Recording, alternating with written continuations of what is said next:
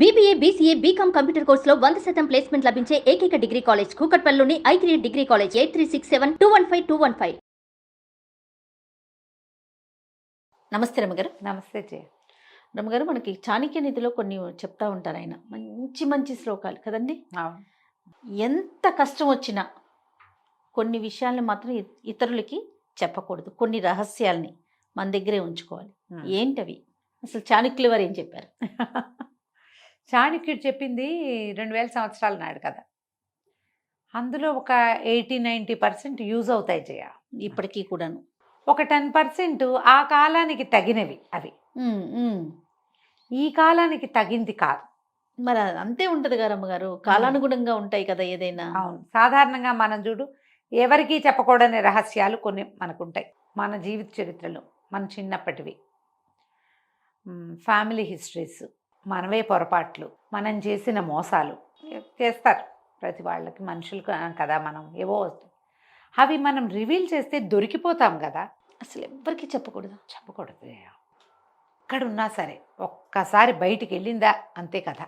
మన రక్త సంబంధికులకు కానీ, కట్టుకునే వాళ్ళకి కానీ, అంటే వాళ్ళకి తెలిసినప్పుడు తెలుస్తుంది, మన నోటితో చెప్పకూడదు. చెప్పకూడదు. ఇప్పుడు కూడా, ఇప్పుడు మనం చూడు, ఈ పెళ్ళిళ్ళు వాటిలలో వ్యవహారాల్లో ఒకళ్ళ సంగతులు ఒకళ్ళు భార్యాభర్తలు చెప్పేసుకోవటం ఎంత పెక్కి ఊర్లైపోతాయి జయ. ఎన్ని కేసులు హ్యాండిల్ చేస్తున్నారు రమ్మగారు మీరు కదా. రహస్యం చెప్పేసి దొరికిపోవటం, అది చెప్పకూడదమ్మా వాటిని. ఇప్పుడు జరిగిపోయిన దాన్ని మనం ఎలాగో మార్చలేం. మోసం చేయటమా అంటావు, వెంటనే నీకు ఆ క్వశ్చన్ ఉంటుంటుంది, మోసం చేయొచ్చా అంటావు. మోసం కాదు అది, దీన్ని మోసంగా భావించద్దు. ఎప్పుడో జరిగింది ఏదో విషయం, ఇప్పుడు దానికి ప్రజెంట్ మన జీవితానికి సంబంధం లేదు. ఆ కాలం అది, ఆ రోజున అది అట్లా అయిపోయింది. ఇప్పుడు అది చెప్పటం వల్ల ఇక్కడ జరిగే మేలేమీ లేనప్పుడు, కీడు ఉండే అవకాశం ఉన్నప్పుడు ఎందుకమ్మా చెప్పటము? ఇక్కడ ఫెయిర్గా ఉండటం లాంటివి తీసి పక్కన పెట్టాలి, అంతేనండి.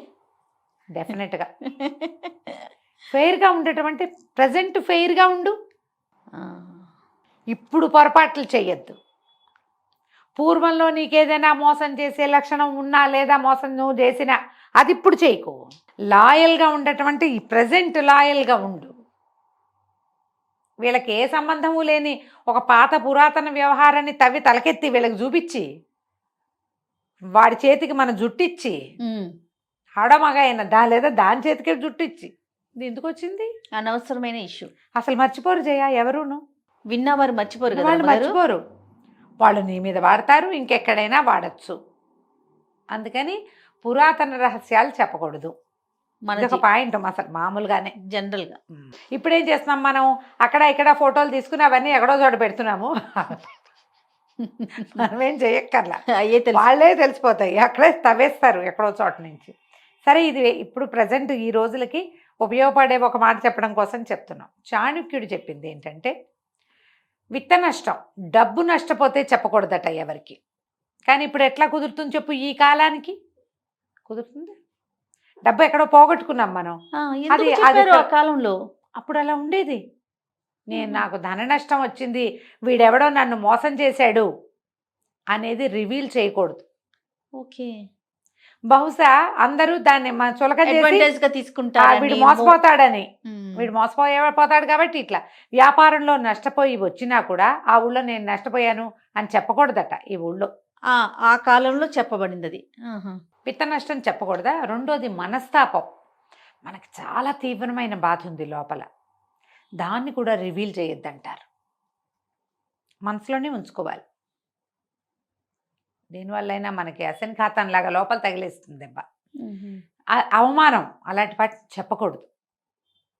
ఫలానా చోట ఇలా జరిగింది, వాళ్ళు నన్ను ఇలా అన్నారు, నాకు అది చాలా బాధ కలిగింది, అవి చెప్పొద్దంటారు. చెప్పకూడదట. ఎందుకు చెప్పకూడదో డిస్కస్ చేద్దాం దాని మీద. మనం ఆయన చెప్పిన వాక్యాలు చెప్తున్నాం. తర్వాత గృహిణ్యాహ చరితం, నీ భార్య యొక్క చరిత్ర ఇతరులకి చెప్పద్దు. ఇప్పుడు అలా ఉందమ్మా లోకం? లేదు.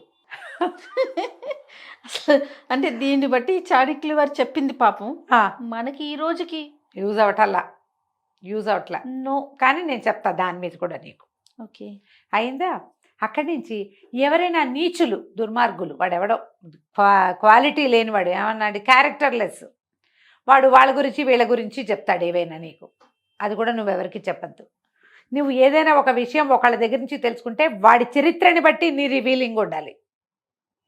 వాడు ఒట్టి వేస్ట్ ఫెలో, దౌర్భాగ్యుడు, ఆనాకానికి కొరగాని వాడు ఏ రహస్యం చెప్పినా సరే దాన్ని నువ్వు చెప్పద్దు బయటికి. వాడు అవతల మాట విషయం చెప్పిన వాడు ఉత్తమ కుల సంజాతుడు అని రాస్తారు. ఉత్తమ కుల సంజాతుడు అంటే కులం అనకూడదమ్మా, దాన్ని పదాలు అవి ఉంటాయి. కానీ వాడు మంచివాడు, గుడ్ క్యారెక్టర్, వాడు అబద్ధాలు చెప్పడు, టాలటోలీగా ఏవో దొంగ మాటలు చెప్పే రకం కాదు వాడు.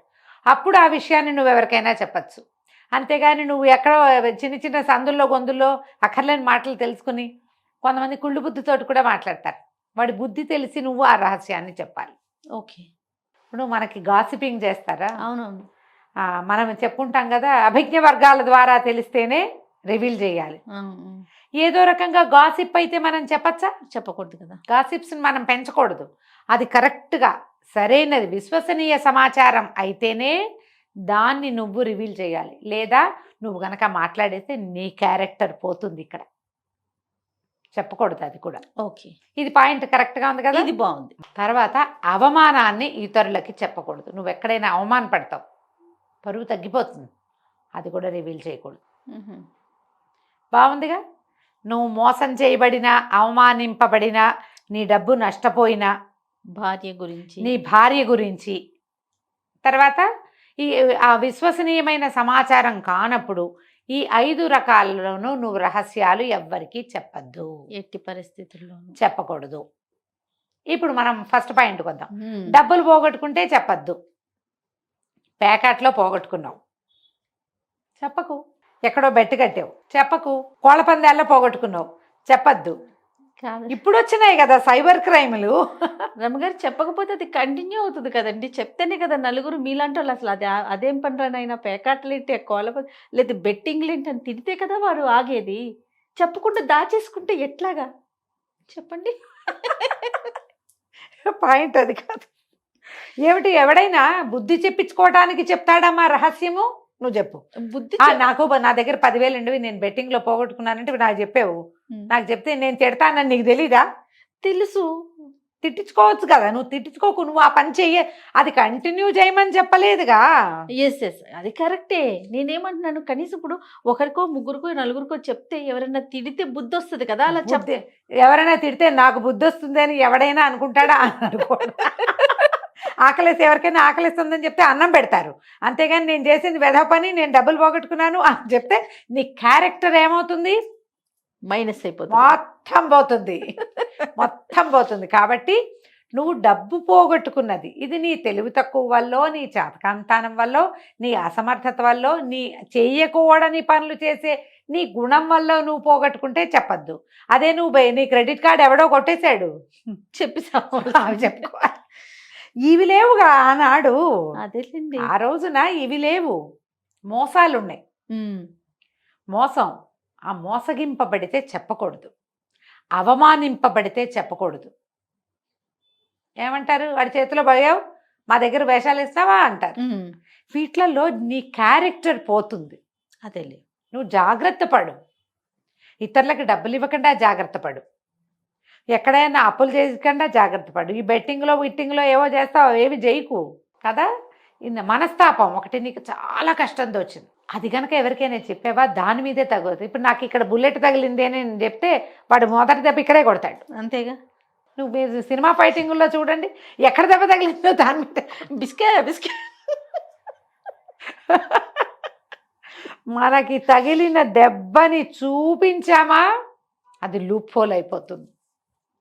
ఆ రహస్యాలు చెప్పకూడదు. ఓకే, చెప్తా ఒక కథ. ఎవరిది ఇది?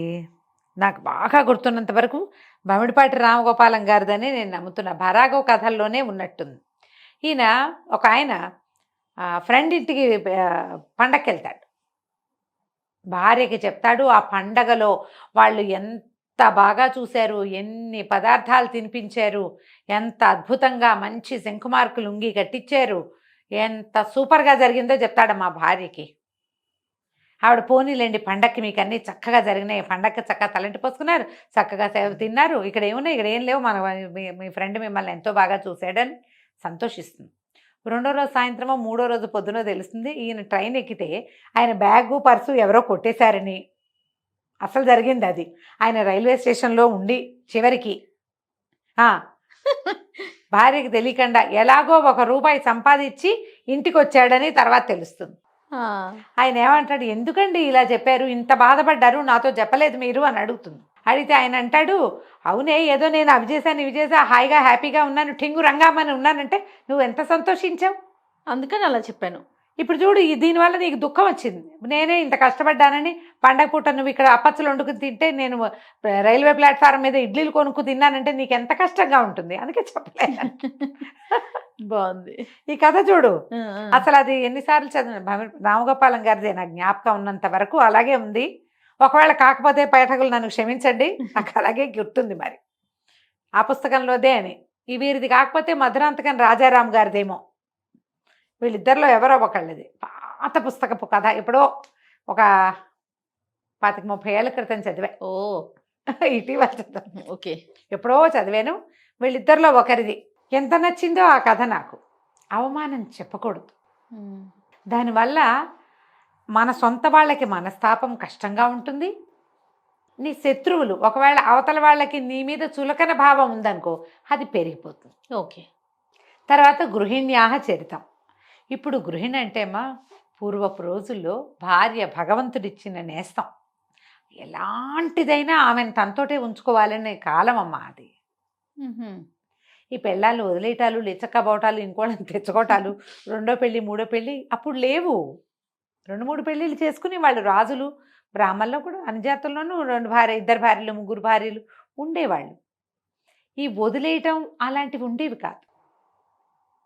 భార్య పెళ్లి చేసుకున్న తర్వాత ఆమె అంత మనలాంటి సేమ్ కులం కాకపోయినా తెలిసేది కాదు కదా, అప్పుడు చెప్పకూడదు, అది చెప్పకూడదు. భార్య యొక్క తండ్రో తల్లో అంత మంచివాళ్ళు కాదనుకో, ఆమె చిన్నతనం నీకు తెలిసినంత ఫెయిర్ కాదు, ఏమిటో అక్కడ ఫిషి, అది కూడా చెప్పకూడదు. చెప్పకూడదట. భార్య రహస్యం చెప్పకూడదు. ఇప్పుడు దీని మీద నేను ఇంకొక పాయింట్ చెప్తా, ఈ కాలానికి ఉపయోగపడేది. నువ్వు భార్యతో ఉండదలుచుకోలేదు, మీ ఇద్దరు మ్యూచువల్గానో ఇంకో రకంగానో విడిపోదలుచుకున్నారు, నువ్వేదో చెప్తావో ఏం చేస్తావో నీ కర్మ. కానీ నీతోటే ఉంటే, నువ్వు ఆమెను నీతోటే ఉంచుకుంటే, ఆమె క్యారెక్టర్ గురించి ఇతరుల దగ్గర మాట్లాడద్దు. దానివల్ల నీ జీవితం మిజరబుల్ అవటమే కాకుండా మీ పిల్లల జీవితం మిజరబుల్ అవుతుంది. ఇలా చేస్తారు కదా, మా ఆవిడ గయ్యాళని, అన్నం ఉండదని, వాళ్ళ తమ్ముడు అదేని చెప్తుంటారు. 100% చెప్పేస్తారు కదా, వేళాకోళం ఎక్కిరింతగా వాళ్ళ నాన్న అలాగా అమ్మలాగా. ఇవి మీకు సరదాగా ఉంటాయో లేకపోతే మీ లోపల కడుపులో ఉన్న ఆక్రోశాన్ని బయటపెట్టడానికి ఉపయోగిస్తాయో కానీ మీ వెనకాల మీరు అవమాన పడతారు. ఒక్కోసారి మొహం మీద కూడా జరుగుతుంది. మీ పిల్లల భవిష్యత్తులు పాడవుతాయి. ఇప్పుడు ఈ కాలం ఏంటి, వదిలించే కాలం, వదిలించుకునే కాలం కదమ్మా. అవును, ఎవరి దారిని వాళ్ళు పోయే కాలం. నేను జడ్జిమెంటల్గా నేను చెప్పలేను ఈ విషయాలు. కానీ చాణక్యుడు చెప్పింది గృహిణి అంటే ఏమిటమ్మా, నీ ఇంటిని దిద్దేది, మీ ఇంట్లో ఉండేది, నీ పిల్లల్ని చూసేది, మీ అమ్మా నాన్నకి అనవసరమో ఏదో ఒకటి పడేసేది. రేపొద్దున వాళ్ళు కనుక దాటిపోతే వాళ్ళ తద్దిన నువ్వు పెట్టాల్సి వస్తే నీ పక్కన నుంచునేది. ఆమెని తక్కువ చెయ్యొద్దు. బాగుంది రమ్మగారు, ఈ పాయింట్ అయితే నాకు నచ్చింది కదా. చాలా ఈ కాలానికి ఉపయోగపడే మాట చెప్పాడే చాణక్యుడు. 100%. మొదట విన్నప్పుడు మనకు నచ్చలా, అవును, కానీ ఎంత అవసరం అమ్మా ఇది. చాలా అవసరం. భార్యల్ని చులకన చేయటం, చిన్నబుచ్చటం, నలుగురిలో అవమానపరచటం, ఆమె ఫ్యామిలీను వాళ్ళను తక్కువ చేసేయటం, మీ బాబు మీ అమ్మ అంటాం. ఆమెను తక్కువ చేస్తే ఆవిడ తక్కువ అవ్వదు నాయన, మీరే తక్కువ అవుతారు. ఆ అవమానం మీది. ఆమె సరైంది కాదు, పోనీ మీ సరైనతనం చూపించాలిగా మీరు. అంతేగా, మన సరైనతనం ఒకటి ఉంది కదా. ఎలా ఉన్నా ఆమె భార్య ఉంచుకోవాలి, బాగా ఉంచుకోండి, మర్యాదగా గౌరవంగా. క్యారెక్టర్ అసాసినేషన్కి దిగద్దు. ఓకే, ఈ పాయింట్ బాగుంది కదా, చాలా క్లియర్గా. ఇక తర్వాత మనం మనస్తాపాలు ఇతరులకి చెప్పకూడదు. అవమానపడింది చెప్పకూడదు. దానివల్ల ఏమవుతామంటే చులకనైపోతాం.